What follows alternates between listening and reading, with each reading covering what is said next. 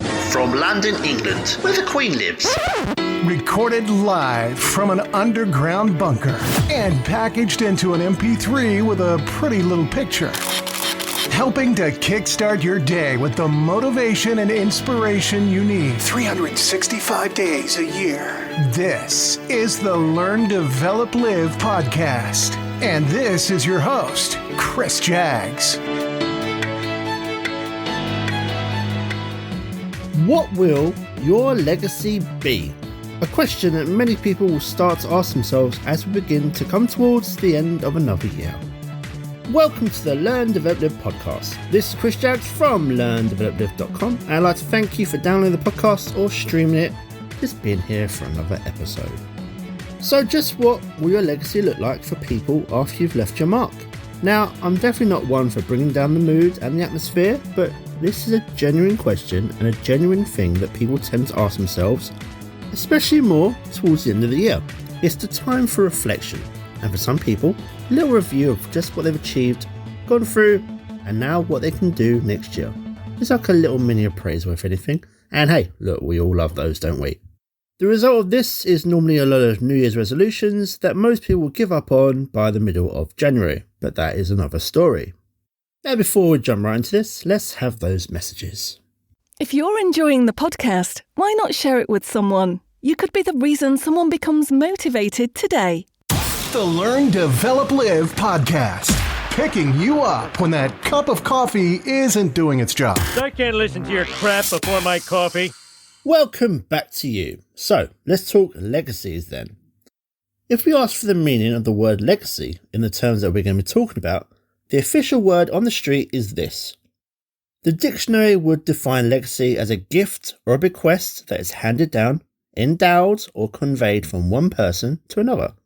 It is something descendable one comes into possession of that is transmitted, inherited or received from a predecessor. Quite a mouthful, I know. But perhaps a better example comes from a quote by Shannon L. Elder, which reads, "Carve your name in hearts, not tombstones. A legacy is etched into the minds of others and the stories they share about you." A little easier to understand. And well, that's what I'm talking about with a legacy. So can I ask you, how do you want to be remembered when you're gone? Would you like to be remembered for the things you've accomplished or by the way you've impacted other people's lives? How about a bit of both? When someone passes, whether you knew them very well or maybe it was someone in the spotlight, you will, without doubt, have an opinion of them. How they were portrayed, how others portrayed them. Maybe it's an actor or an actress. You really like one of their films. Whatever your opinion of them, in a way, it's their legacy. Maybe their legacy becomes something else like a charity that's later set up in their name to help others in the future. For that example, it's the groundwork that the person did during their life that later creates the eventual legacy that they leave behind and help many others. How you'll be remembered are the things that you're accomplishing in life. Things such as career, wealth, school, and so on. Things that you've done for yourself. Your legacy is an entirely different thing. Your legacy are the things that you're doing for others, plus some things you do for yourself with the positive effects on others as well. On the flip side, maybe there is someone that you know 100% you do not want to take their example in life, and that is set up for a potentially different pathway for you. A legacy and the perception of it will always be different. The main point is, how would you like to be remembered in the years to come? The first question with this whole subject is, what do you want your legacy to be? If you want to build a strong, positive legacy to leave behind when you're gone, stay focused on today. Pay attention to the way you relate and inspire others today. The reality in this, we care today for the events that will happen after we are no longer here. And from a logical perspective, it's nonsense to be concerned about that. Is it not? However, that care is one of the most beautiful traits of a human being, even though it comes partially out of vanity. Now you want to leave positive and beautiful things behind, and as you love yourself today, you will like the idea that people will remember your name and who you are after you no longer are here, and be able to enjoy what others appreciate about you. It was George Michael who said the biggest achievement that he could have is to have people still listen to his work years after he leaves this world, and that they still do. Just think of what do you want to happen when you pass on, or you want your loved ones to be left with a sense of peace. Now look, you don't want them to suffer, but at the same time you like to know they're going to miss you. It's a complicated balance. You don't want them to have any cause of pain, but it would be nice to know that you'd have such a big impact on these people. That, well, these people would be generally upset by your loss. Who said life, or death in this case, was a simple thing? Did you know it's your legacy that can actually make you immortal? Now, the best thing about your legacy is the fact that you're living it right now. You're living it this second, this minute, day, week, month. As you're building it, you're living it. There are so many people that perhaps you never heard of their name, and yet you are the beneficiary of their legacy. And at the end, their legacy is what matters. What they did, created, or made happen, you are reaping the benefits of it all today. So ask yourself, how is your legacy making the world a better place for the future generations? There is no definite answer to what a legacy could even be. It could be something as simple as cooking a recipe that's been handed down from a grandparent for a family favourite which lives on for years to come through generations. Maybe there's a large amount of money or maybe property that's being left.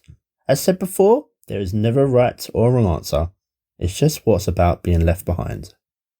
There are millions of people who have contributed something in the world and which, of course, you may have an interest or maybe use on a daily basis. The wheel, football or soccer to others, chocolate, computers, the list goes on.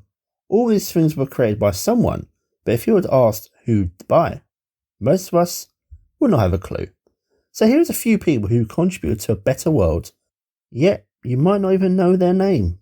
We have Alexander Cumming, the inventor of the S-shaped toilet. Now he is the one that made it possible for us to have a toilet in the house without the bad smells. Charles Babbage was the inventor of the first mechanical computer. James Harrison, blood donor for more than 1,000 times, which saved nearly 2.4 million children as his blood contained a rare antibody.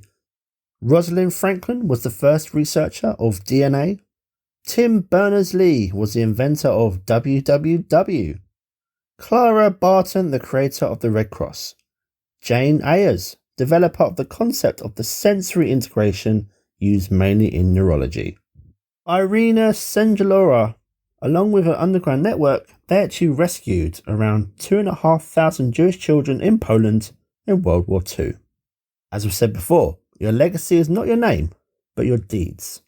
Now, it is fashionable these days to give examples of what people regret on their deathbed, and the aim of making you prioritise things better in your life when you hear them. Now, if you enjoy spending your days in front of the TV, well, you might regret it in your dying bed. But hey, at least you enjoyed every day of that life. The day you'll be on your deathbed is hopefully far, far, far away.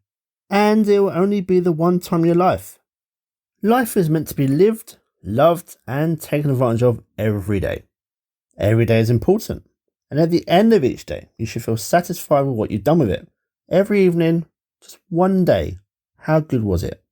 Yet, as enjoyable as it could be watching TV, know that doing this, you're not really building your legacy in any shape or form, as long as you're happy. Every interaction you have is an opportunity. Every cry for help from others is an opportunity. Every brilliant idea you have is an opportunity. And at the end of it all, life gives you so many opportunities to build up your legacy so that you can even become immortal. The questions are, though, what do you want your legacy to be? Are you taking advantage of the opportunities that life has given you? Are you using your talents, your skills, and potential to create a better life for yourself and others?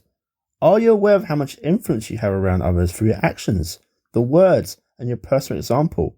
And how do you honour that influence?